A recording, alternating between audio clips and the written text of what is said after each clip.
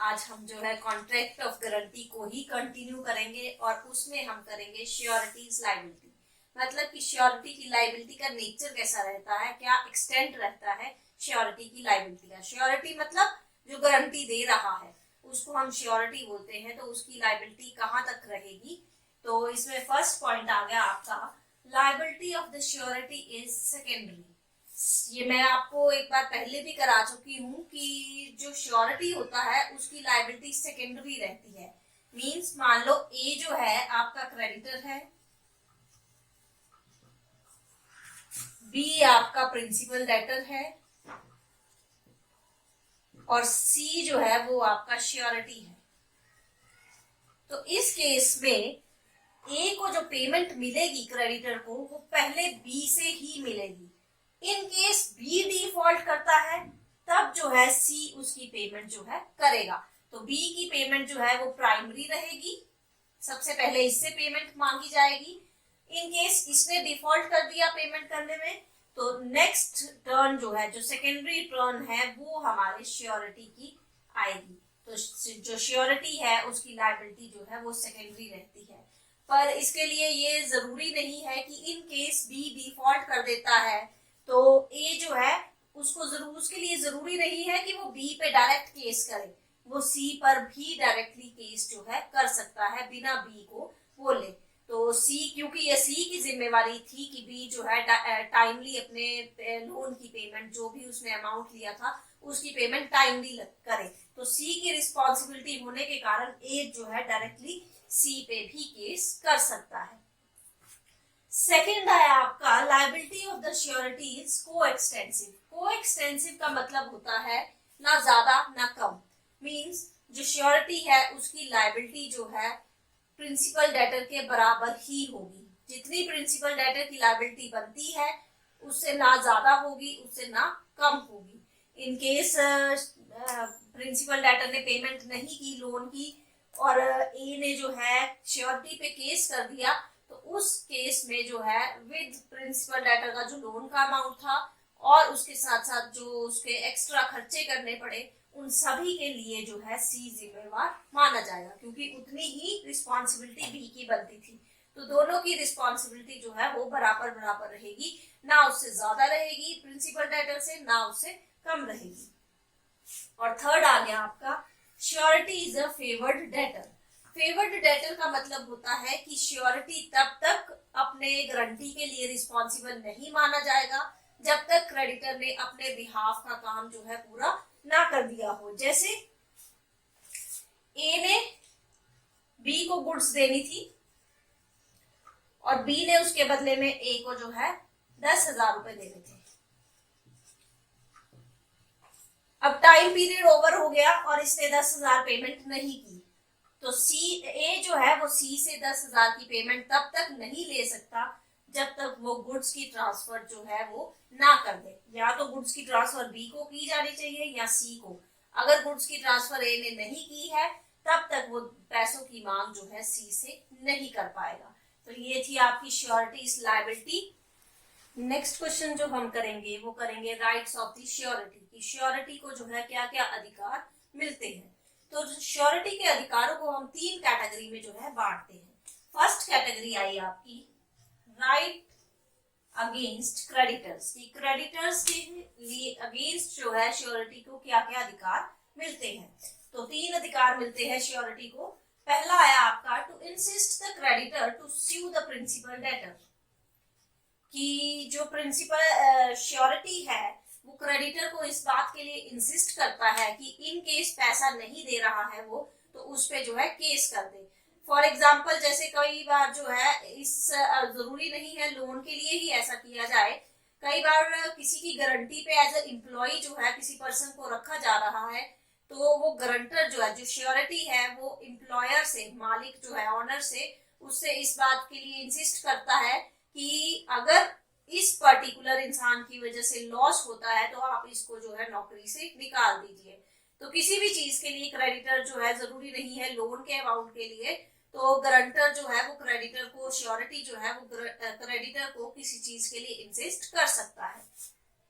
Second अधिकार आया right to securities, कि अगर प्रिंसिपल डेटर ने क्रेडिटर के पास किसी तरह की सिक्योरिटी रखी है, मोर्गेज रखी है लोन के बदले में, तो उन सिक्योरिटीज पर जो है आफ्टर पेमेंट बाय श्योरिटी जो है, उन सिक्योरिटीज पर श्योरिटी का अधिकार जो है हो जाता है।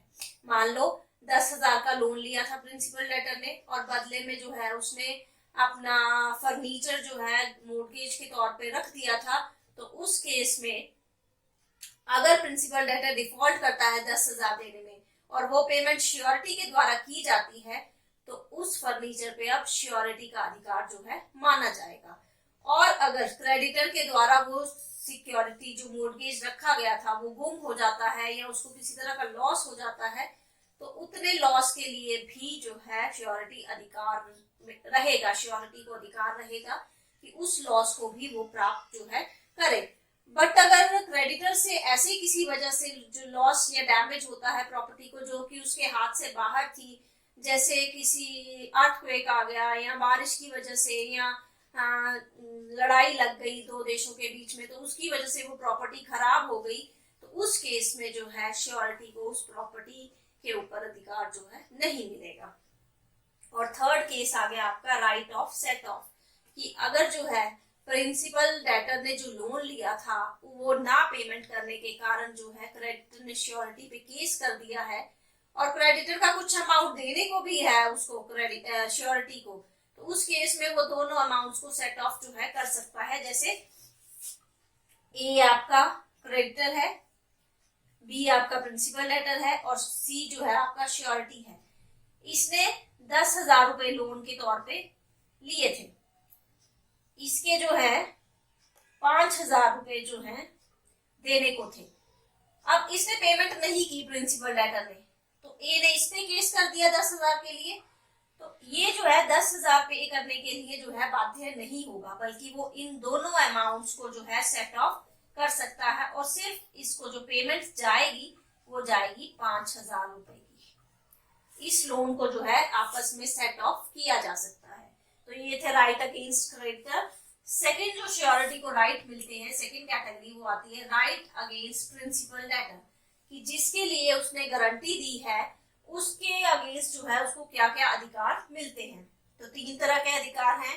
फर्स्ट आ गया आपका राइट ऑफ सब्रोगेशन। सब्रोगेशन का मतलब होता है उस पर्टिकुलर प्रॉपर्टी पे अब श्योरिटी का अधिकार जो है हो जाएगा। जैसे फिर से 3 वो लेते हैं, ये डेटर, ये क्रेडिटर और सी आपका श्योरिटी आ गया। इसने 10,000 देने थे और इसने बदले में गुड्स दे दी थी। तो अब जो है इसने 10,000 दिए थे और इसने जो है गुड्स ली थी उसके लिए। अब इसने पेमेंट नहीं की 10,000 की, तो उस केस में जो है गारंटर के पास, श्योरिटी के पास जाएगा ये 10,000 की पेमेंट जो है सी करेगा ए को, तो उन गुड्स पे भी अब किसका अधिकार होगा? सी का ही अधिकार होगा। ये केस आपका जो है कॉन्ट्रैक्ट ऑफ इंडेमनिटी में भी आता है, जैसे इंश्योरेंस कॉन्ट्रैक्ट में, कि अगर इंश्योरेंस कंपनी कार का एक्सीडेंट होने पर उसके सारे लॉसेस को पे ऑफ कर देती है, तो उस कार पे, चाहे वो टूटी है, कबाड़ के तौर पे है, उस सारी कार पे जो है इंश्योरेंस कंपनी का अधिकार जो है हो जाता है। तो वही था हमारा राइट ऑफ सब्रोगेशन। उसके बाद आ गया right to indemnity. Right to indemnity का मतलब होता है कि अगर जो है श्योरिटी को पेमेंट करते टाइम किसी तरह का लॉस होता है, जैसे केस करने के कारण उसको कोर्ट के एक्सपेंसेस लेने पड़े, तो उन सभी खर्चों को, उन सभी लॉसेस के लिए भी वो जो है बी से वापस ले सकता है। सिर्फ लोन का अमाउंट लेने के लिए ही वो राइट नहीं होगा, उसको अधिकार नहीं होगा, बल्कि उसके अलावा अगर उसने उस लोन के रिगार्डिंग किसी तरह के खर्चे किए हैं, कोर्ट केस में खर्चे किए हैं, लीगल पेपर्स बनाने में खर्चे किए हैं, तो उन सभी खर्चों के लिए भी वो जो है अधिकारी माना जाएगा। और थर्ड आ गया आपका suit under quasi time action. Quasi time action का मतलब होता है कि पर्टिकुलर टाइम जब पेमेंट करनी थी उससे पहले ही जो है प्रिंसिपल डेटर पे केस कर दिया जाता है। तो इस केस में अगर श्योरिटी को ऐसा लगता है कि जो प्रिंसिपल डेटर है वो पर्टिकुलर प्रॉपर्टी जो भी उसने ली है उसको जो है क्रेडिटर की जुरिडिक्शन से बाहर लेके जा रहा है या ऐसे एरिया में लेके जा रहा है जहां क्रेडिटर नहीं पहुंच पाएगा, तो उस केस में वो पहले ही जो है प्रिंसिपल डेटर पे केस करके बोल सकता है कि आप पेमेंट जो है पहले कर दीजिए, उसके बाद जो है आप वहां जा सकते हैं। तो ये थे राइट अगेंस्ट प्रिंसिपल डेटर। और थर्ड आ गया आपका राइट अगेंस्ट कोश्योरिटी। कोश्योरिटी का मतलब होता है कि गारंटी एक से ज्यादा लोगों ने दी है। जैसे ए ने लोन दिया था बी को, तो बी के लिए सी के साथ साथ डी ई ने भी गारंटी जो है वो दी हुई है, तो उन लोगों को हम कोश्योरिटीज बोलते हैं। तो इसके अंदर फर्स्ट राइट आ गया आपका कोश्योरिटी लायबल टू कंट्रीब्यूट इक्वल, कि इन केस अगर कोश्योरिटीज ने जो है आपका लोन के लिए जो है गारंटी दी है और कोई उनके बीच में आपस में कोई कॉन्ट्रैक्ट नहीं हुआ है, तो उस केस में उस गारंटी के लिए जो है वो सभी श्योरिटीज जो है इक्वली लायबल जो है माने जाएंगे। For example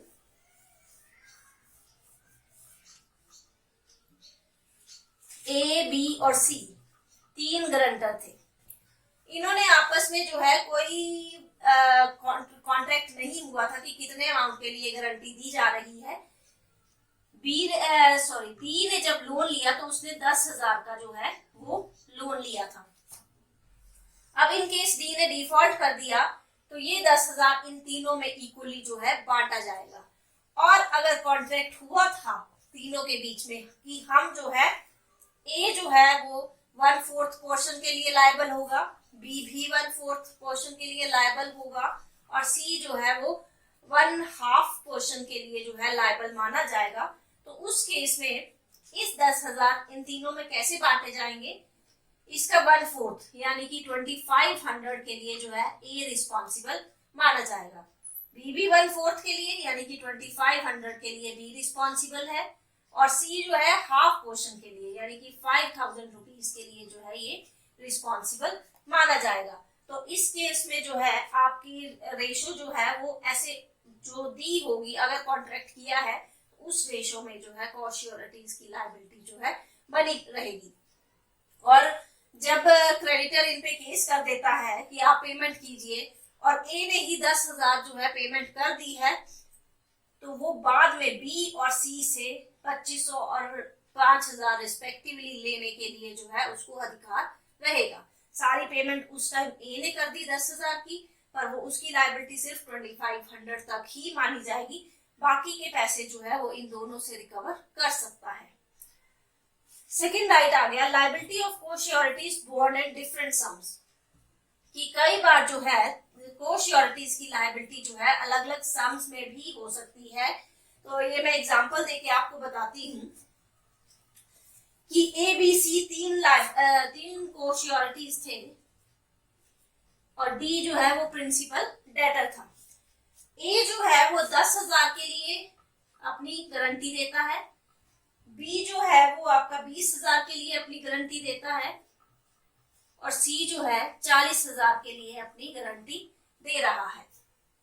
in case D ने जो है जो प्रिंसिपल डेटर था उसने जो है डिफॉल्ट कर दिया, उसने डिफॉल्ट किया 30,000 रुपीज का, तो इस केस में 30,000 रुपीज जो है इन तीनों में जो है इक्वली बांट दिए जाएंगे, यानी कि डी की जो ए के द्वारा पेमेंट होगी वो 10,000 की, बी के द्वारा भी 10,000 की और सी के द्वारा भी 10,000 की। 30,000 का उसने डिफॉल्ट किया, तो तीनों में ये अमाउंट जो है इक्वली बांटा जाएगा। लेकिन अगर मैं बोलूं कि डी के द्वारा डिफॉल्ट जो किया गया था वो 40,000 रुपए का जो है किया गया था, अब तीनों में इक्वली नहीं बांटा जा सकता क्योंकि ए से हम ज्यादा से ज्यादा 10,000 ही लेंगे। इस केस में 30,000 का डिफॉल्ट था, नेक्स्ट केस में 40,000 का डिफॉल्ट अगर किया गया, ए से हम ज्यादा से ज्यादा जो है सिर्फ 10,000 ही ले पाएंगे और बाकी जो अमाउंट बच गया 30,000 वो हम इन दोनों में जो है इक्वली बांट देंगे, यानी कि बी जो है वो 15,000 करेगा, सी भी 15,000 करेगा। ये 10 क्यों करेगा? क्योंकि इसकी मैक्सिमम लिमिट जो है 10,000 की ही थी। नेक्स्ट केस में अगर जो है 70,000 का जो है डिफॉल्ट कर दिया जाता है, 70,000 का, ए फिर भी 10 ही देगा, बी ज्यादा से ज्यादा 20 ही देगा। कितने हो गए 30, और जो बाकी बचे यानी कि 40 वो भी मैक्सिमम लिमिट तक चला गया, तो 40,000 का वो जो है डिफॉल्ट लायबिलिटी जो है उसकी 40,000 तक रहेगी। एक और बढ़ा के देखते हैं कि 80,000 में क्या रहेगा। 80,000 में कोई इस रेशो में कोई फर्क नहीं आएगा, क्योंकि सभी ने अपने मैक्सिमम अमाउंट तक जो है रिस्पॉन्सिबिलिटी ली थी। तो यही अमाउंट यानी कि ए का मैक्सिमम अमाउंट 10 था, बी का 20 था, सी का 40 था, तो 70,000 तक ही वो रिस्पॉन्सिबल होंगे। बाकी का जो 10,000 पड़ेगा वो प्रिंसिपल डेटर की ही रिस्पॉन्सिबिलिटी रहेगी, या फिर वो क्रेडिटर को लॉस जो है उठाना पड़ेगा। तो जितनी मैक्सिमम लिमिट थी उतने तक ही जो है कोश्योरिटीज लायबल माने जाएंगे। अगर कम है मैक्सिमम लिमिट से तब इक्वली जो है, जैसे यहाँ बांटा था, तब इक्वली जो है जितने भी कोश्योरिटीज हैं उसमें बांटा जाएगा। तो ये थे आपके राइट्स ऑफ द श्योरिटी और उसकी लायबिलिटीज जो मैं पहले करा चुकी हूँ। अगर इन दोनों टॉपिक्स में आपको किसी तरह की भी कोई परेशानी आ रही है तो आप कमेंट सेक्शन में लिख दीजिए, मैं उस पॉइंट को, उस टॉपिक को जो है फिर से क्लियर कर दूंगी। Thank you.